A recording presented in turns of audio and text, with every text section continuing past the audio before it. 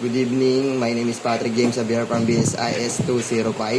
So ngayon, papakita ko sa inyo kung paano ko ginawa yung wireless na kinonect ko sa dito, sa nakara-activity. Tapos kukonek ko naman to.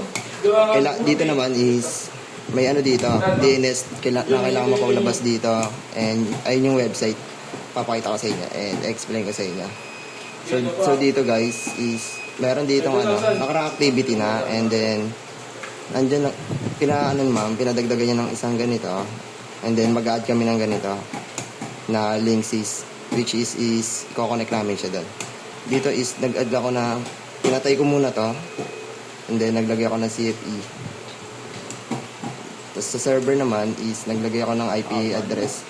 Tapos gumawa ako ng sariling DNS server, tapos tsaka default gateway. Tapos yung IP address dito is i-copy ko, tapos i-paste, ilalagay siya sa reach. And then, ayan, hanggang sa magsama-sama sila doon, pati dito sa DNS.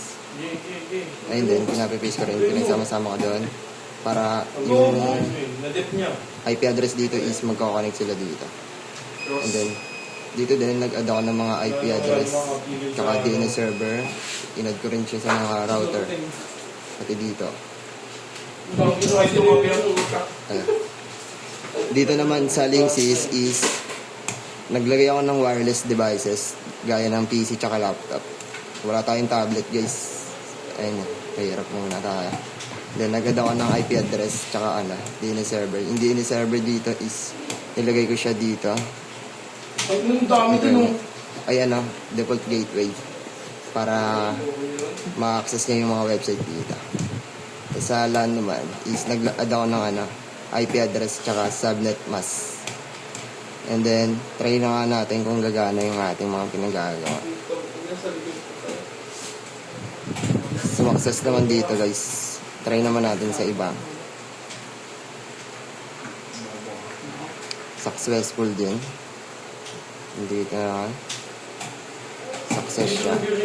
So, subukan nga natin kung gagana nga ba yung mga website na nilagay ko.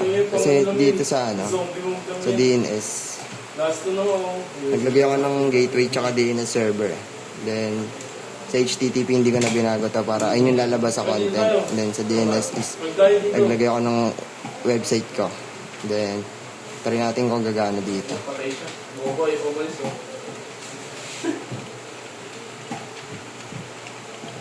Dito na yan. Lumabas naman yung Cisco packet. Then dito naman, lumabas din naman yung Cisco packet tracer. And dito, lumabas din naman. Check natin dito. Lumalabas din naman. And dito, lumalabas din naman. So bali yung ginawa natin dito is talaga nagko-connect siya, and nalagay ko lahat ng tama yung IP address sa RIP nila.